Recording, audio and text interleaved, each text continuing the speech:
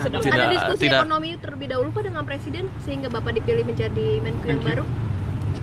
Kan waktu sarasian saya presentasi di sana, mungkin kelihatan saya cukup jago kelihatannya. Tapi yang khusus nggak ada. Ada beberapa kali aja diskusi ekonomi, tapi nggak baru-baru ini sekali. Pak, kalau dengan Pak Srimul apakah ada setuju Pak? Tanggapannya Pak? Ya? ISG sama Pak setelah nanti kan mungkin meyakinkan pasar seperti apa? Gini, selama ini ada perlambatan ekonomi yang karena berbagai hal. Dan keributan demo-demo itu sebetulnya karena sebagian masyarakat mungkin ngerasa ekonomi melambat dan tertekan. Nah sekarang kita balikan dengan cepat. Dalam seminggu 2 minggu pasti akan balik. Kalau IHSG anjlok biasa mungkin takut, tapi kan saya lama di pasar. Saya 15 tahun lebih di pasar. Jadi saya tahu betul bagaimana memperbaiki ekonomi. Jadi indikator perlambatannya apa Pak? Belum dijawab indikator perlambatannya. Target 100 hari Pak. Ya? Target 100 hari. Belum ada target, tapi 3 bulan 100 hari itu ya? Wah, dia ngasih angka tinggi banget, ngeri juga saya bilang. Saya bilang betapa kita kita capai yang 8% itu. Dia bilang jangan lama-lama secepatnya. Ya, kita cobalah. Ini kapan disampaikan Presiden tadi? Barusan setelah pelantikan ada meeting di sana dengan para pejabat baru. Dicapai kapan sih Pak? Ya? Dari Bapak sendiri 8% yang rasional untuk dicapai. Berapa lama? Kalau sebagai ekonom ya, tahun ini 8% mungkin agak sulit.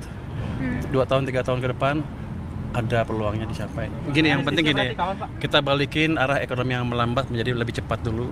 Let's say ke arah 6% lebih dalam waktu tidak terlalu lama. Habis itu kita bangun yang lain biar pertumbuhannya bisa lebih cepat lagi. Berat gak sih Pak dituntut sama Presiden Pak untuk secepat mungkin? Ya? Berat gak sih Pak? Ya saya deg-degan, berat banget.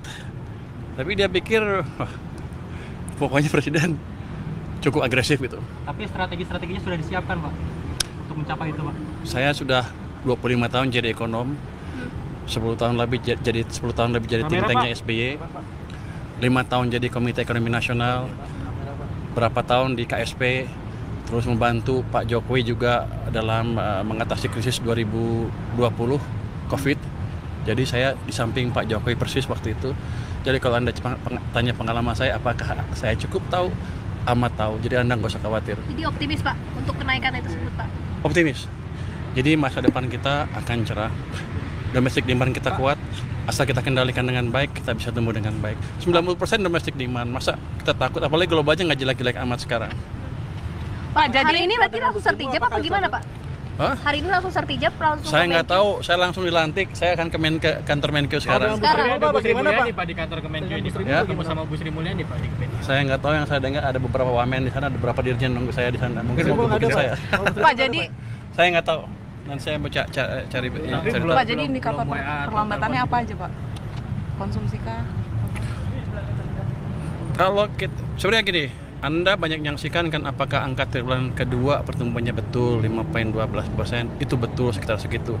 Tapi sejak bulan Mei, Juni, Juli, Agustus kesini ada indikasi ada sesuatu yang nggak lancar sehingga ekonomi cenderung melambat di triwulan ketiga. Itulah makanya ketika ada demo sedikit orang gampang terpacu.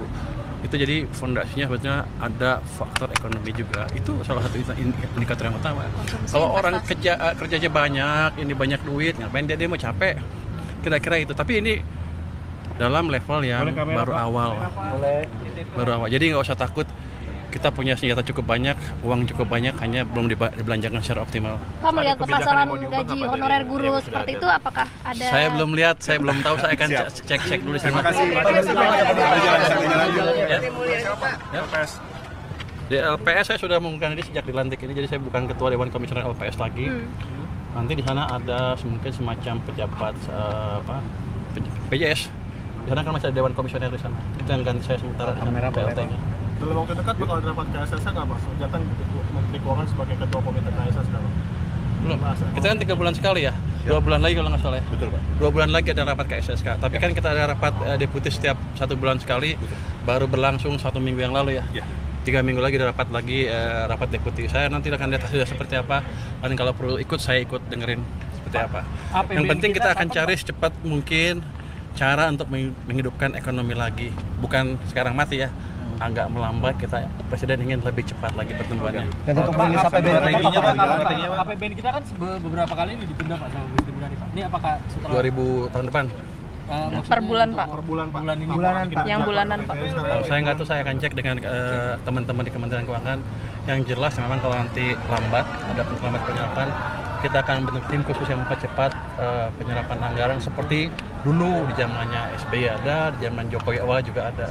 Jadi itu problem yang biasa kita alami dan kita sudah tahu gimana memperbaikinya. Untuk mempercepat ekonomi, maksudnya mau dikasih stimulus atau apa Pak?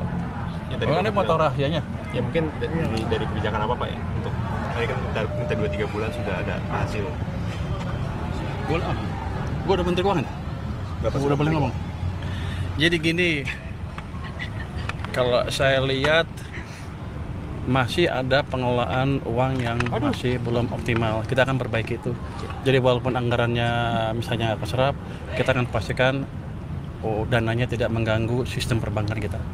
Itu yang kita kerjakan nanti. Jadi nggak usah khawatir. Pengalaman ini udah kita kerjakan tahun 2021, 2020, 2015, 2008, 2009. Jadi Anda nggak usah takut. Saya di sana pada waktu semua peristiwa itu. Pak, udah koordinasi Lengkapnya nanti di Kemenq aja Bapak Ibu. Belum, saya baru ke kementerian nih, bos saya ini sekarang baru. Lengkapnya di Kementerian Keuangan Bapak Ibu. Ya, makasih ya. Terima kasih Pak. Masih ada Pak Pesan dari Pak Prabowo tadi Pak, mungkin Pak pesan-pesan yang disampaikan oleh Pak Prabowo tadi. Pesan-pesan, pokoknya Kamera Pak. ciptakan pertumbuhan ekonomi yang baik, sejahterakan rakyat semaksimal mungkin. Kita nggak boleh gagal dengan program kita menyejahterakan rakyat kita.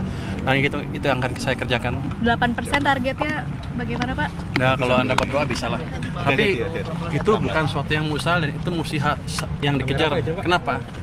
Kalau tumbuh 5 terus, kita nggak bisa jadi negara maju. Untuk negara maju itu kayak Jepang, Korea, Cina, ada periode yang panjang tumbuhnya double digit. 8% kelihatannya optimis, terlalu optimis, tapi kalau didesain dengan baik masih bisa. Karena selama 20 tahun terakhir ini mesin kita timpang.